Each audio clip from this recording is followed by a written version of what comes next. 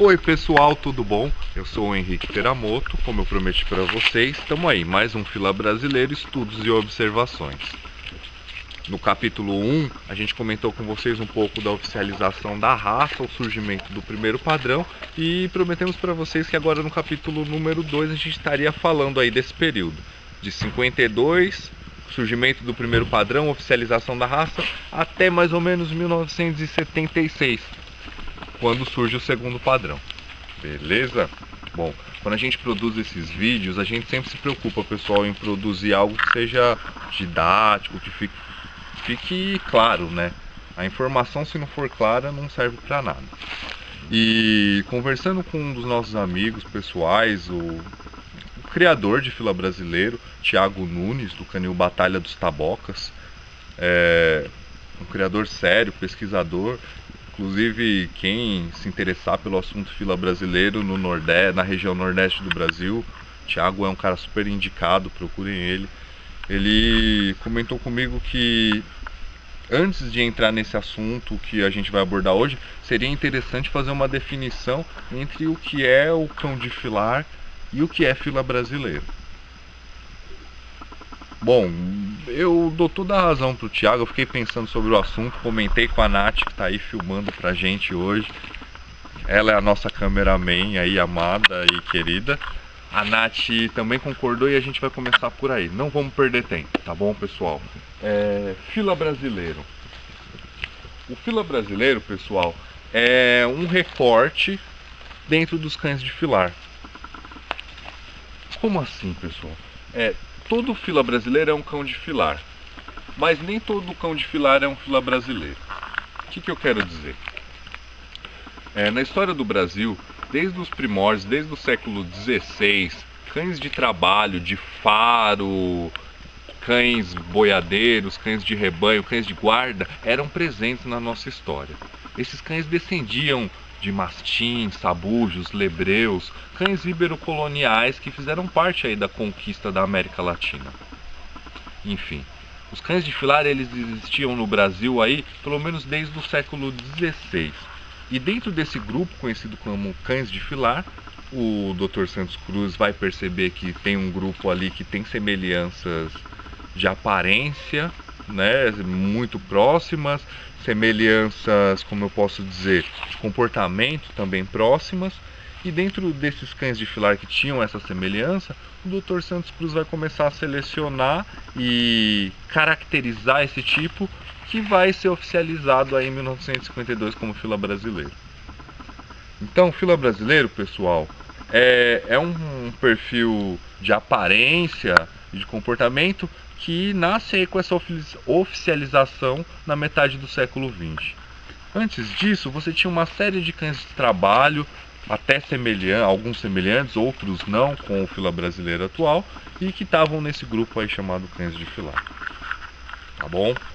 Ficou claro? Espero que tenha ficado aí explicadinho aí a diferença de cães de filar para o fila brasileiro. Então, assim, o fila brasileiro é um recorte dentro de uma formação secular que eram os cães de filar do Brasil, tá bom?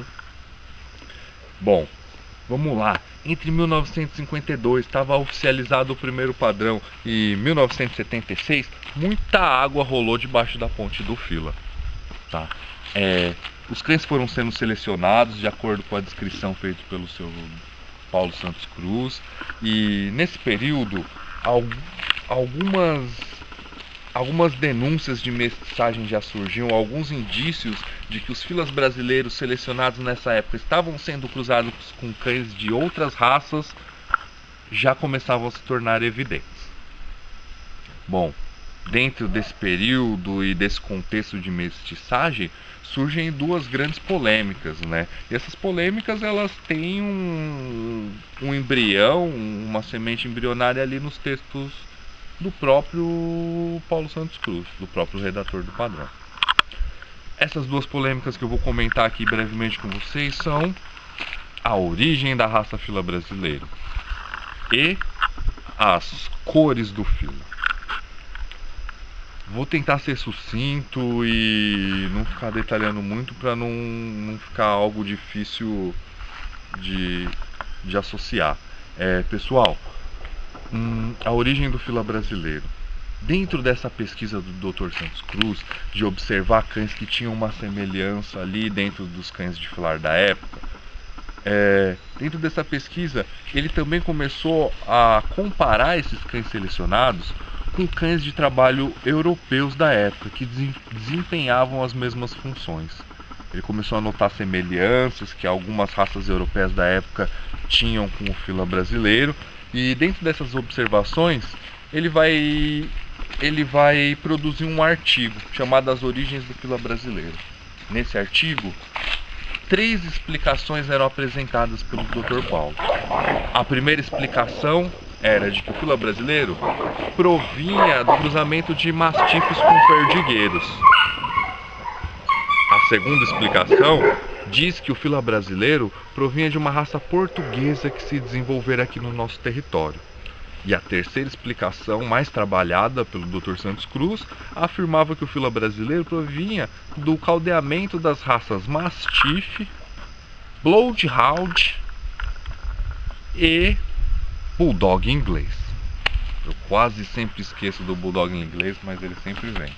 Bom, essa teoria criada pelo Dr. Santos Cruz da origem das raças acaba sendo utilizada ali por alguns criadores nesse contexto aí já de inovação do que estava sendo selecionado, para justificar o cruzamento desses cães fila brasileiro selecionados com cães de outras raças europeias.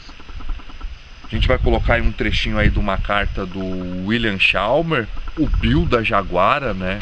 O titular do famosíssimo canil Jaguara, onde eu acho que essa carta serve um pouco de exemplo para tentar mostrar o que a gente está querendo dizer.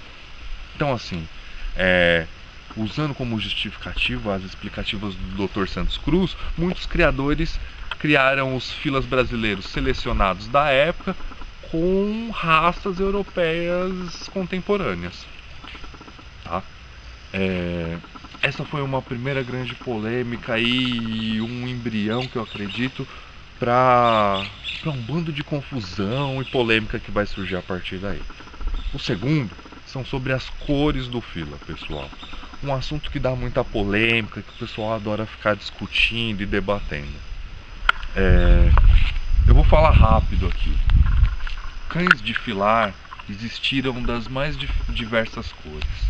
Cães de filar malhados, cães de filar preto, os pretos especificamente, eles são registrados no final do século XIX, né, pelo Richard Burton.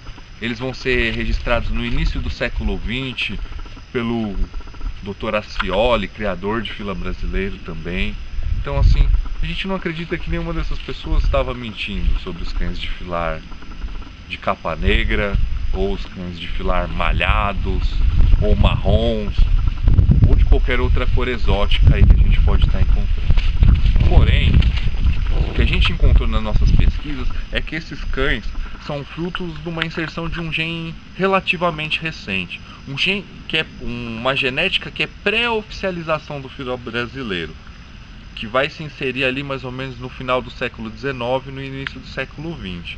Uma genética que provinha de cães italianos e cães alemães. Bom, esses cães de filar pretos e de outras cores existiram. E com base nesses depoimentos, você tem até hoje aí gente que usa isso como uma justificativa para estar reproduzindo cães de filar que tem uma tipicidade abaixo do esperado para serem descritos como filas brasileiros, mas que sim, historicamente tem aí a sua explicação, tá bom?